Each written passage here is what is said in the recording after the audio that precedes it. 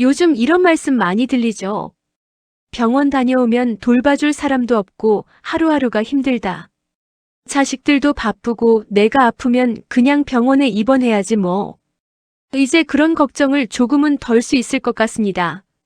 정부가 2026년부터 새로운 돌봄 제도를 본격 시행하거든요. 이름부터 들어볼까요?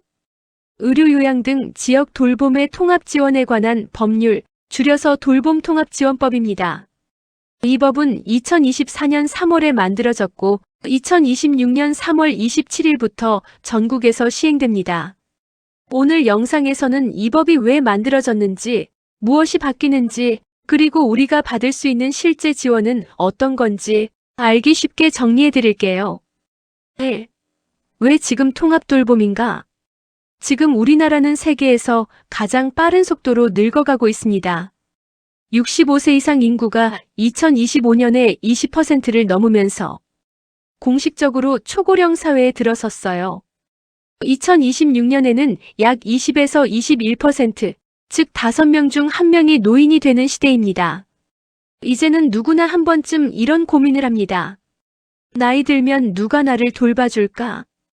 요양원은 멀고 집에 있으면 불안한데 그동안 우리 사회의 돌봄 제도는 병원은 병원대로, 복지는 복지대로, 요양은 또 따로따로 움직였어요. 병원에서 퇴원하면 끝. 그 다음부터는 가족이 알아서 해야 했습니다. 이제는 그 방식이 바뀝니다. 정부가 직접 나서서 의료 요양 돌봄을 하나로 묶는 통합체계를 만들겠다는 겁니다. 그래서 나온 법이 바로 돌봄통합지원법이에요. 통합돌봄이란 이 법을 간단히 말하면 이렇습니다. 아픈 사람, 노인, 장애인 등 혼자서 생활하기 어려운 분들이 살던 곳에서 계속 안전하게 지낼 수 있도록 의료와 요양, 돌봄 서비스를 한 번에 연결해주는 법. 그동안은 복지 서비스가 부서마다 따로 있어서 한 번 신청하려면 서류만 몇 장씩 써야 했죠. 하지만 이제는 지자체가 중심이 되어 한 번에 신청하고 한 번에 지원받는 시스템으로 바뀝니다. 예를 들어 이런 상황을 생각해 볼까요? 할머니가 병원에서 퇴원했는데 아직 몸이 완전히 회복되지 않아 요양이 필요하다면 지자체에서 의료기관, 요양기관, 복지 서비스를 한 번에 연결해 드립니다. 방문 간호와 식사 지원, 주야간 돌봄까지 모두 연계해주는 체계가 만들어지는 거죠. 이게 바로 통합 돌봄입니다. 3. 누가 받을 수 있을까? 이 법은 모든 사람에게 자동 적용되는 건 아니에요. 명확한 기준이 있습니다. 첫째, 노쇠 등 복합적 지원이 필요한 65세 이상. 단순히 나이가 많다고 되는 게 아니라 의료적 신체적 도움이 필요한 분들이 대상입니다. 둘째, 장애의 정도가 심한 장애인 중에서 보건복지부 장관이 정하는 기준에 해당하는 분. 셋째, 지자체장이 보건복지부 장관과 협의해 특히 취약하다고 판단한 주민. 즉, 노인이라는 이유 하나로 받는 제도는 아닙니다. 실제로 복합적인 지원이 필요한가가 핵심 기준이에요. 4. 신청은 어디서? 그럼 이런 제도 어디 가서 신청해야 할까? 생각보다 간단합니다. 읍면동 주민센터 또는 국민건강보험공단 지사에 가면 됩니다. 신청은 본인이 직접 할 수도 있고 가족이나 친족, 후견인이 대신해도 괜찮습니다. 병원이나 복지시설 담당자가 대신 신청해주는 경우도 있어요. 예를 들어 요양병원 사회복지사가 이분은 통합 돌봄이 필요합니다 하고 신청을 올릴 수도 있습니다. 그리고 본인이 너무 아파서 직접 신청이 어려운 경우에는 지자체 공무원이 직권으로 등록해주는 제도도 있습니다. 장기요양 신청이 기각된 경우나 긴급한 복지가 필요한 경우가 대표적이에요. 5. 지원은 어떻게 이루어질까? 이제 제일 궁금한 부분이죠. 신청하면 실제로 어떤 지원을 받을 수 있을까? 통합 돌봄은 사람마다 다르게 설계됩니다. 지자체가 개인별 지원 계획 케어 플랜을 세우기 때문이에요. 예를 들어 건강이 약한 어르신은 방문 진료 방문간호 중심으로, 거동이 불편한 분은 식사 지원 가사 지원 중심으로, 치매나 장애가 있는 분은 주야간 보호 서비스 중심으로 맞춤 설계됩니다. 또 지자체 안에는 공무원, 의사, 사회복지사, 요양 전문가, 가족 대표 등이 모인 통합지원회의가 운영됩니다. 이 회의에서 어떤 서비스가 가장 필요할지를 함께 결정해요. 즉, 당신에게 꼭 맞는 돌봄 계획을 세워주는 거죠. 6. 어떤 서비스가 포함될까? 이 법에서 말하는 돌봄은 굉장히 폭넓습니다. 다음과 같은 서비스가 모두 들어가요. 건강관리, 방문진료, 방문간호, 재활치료, 요양지원, 장기요양 서비스, 주야간 보호, 생활지원, 가사지원, 식사지원, 이동지원, 기술지원, AIIoT 기반 안전 확인 서비스, 가족지원, 가족돌봄 상담, 심리상담, 부양부담 경감 프로그램, 즉 병원 치료부터 집안생활, 안전관리, 가족돌봄까지 모두 한 세트로 연결되는 겁니다. 이제는 어디에 전화해야 할지 모르는 불편함이 줄어들게 됩니다. 7. 누가 운영하고 관리하나?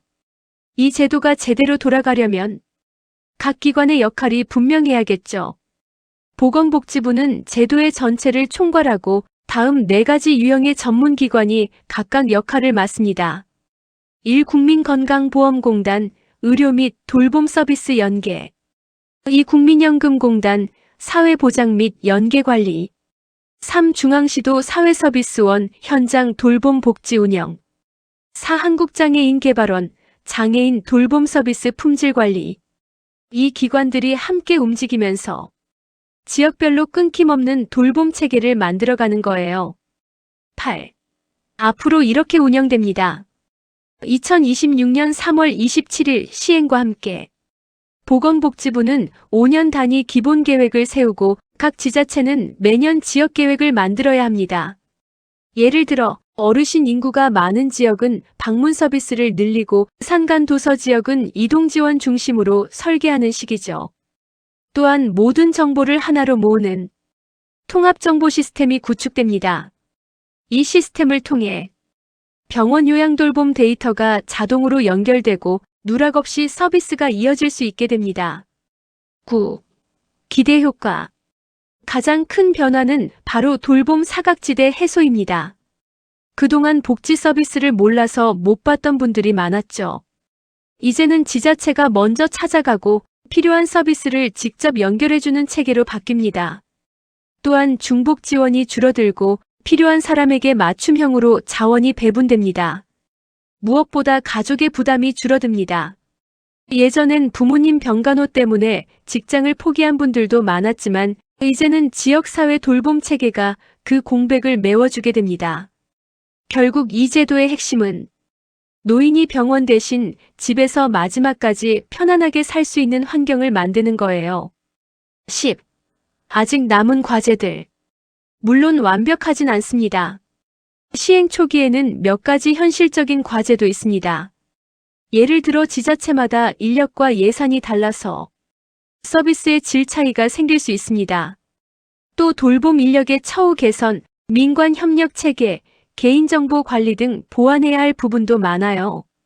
하지만 정부는 2026년 시행 이후에도 매년 성과를 점검하면서 보완할 계획입니다. 즉, 완성된 제도가 아니라 발전해가는 제도로 이해하면 좋습니다.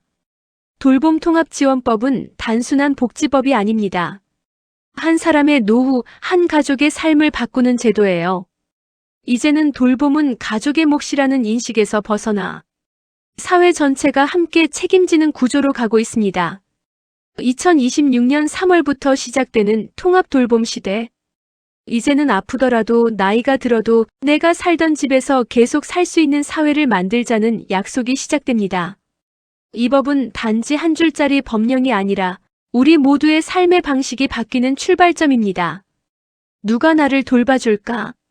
라는 걱정이 이제는 함께 돌보는 사회가 됐다로 바뀌는 그날까지 이 변화는 계속 이어질 겁니다. 오늘 영상이 도움이 되셨다면 구독과 좋아요로 많은 분들에게 정보가 전해질 수 있도록 도와주세요.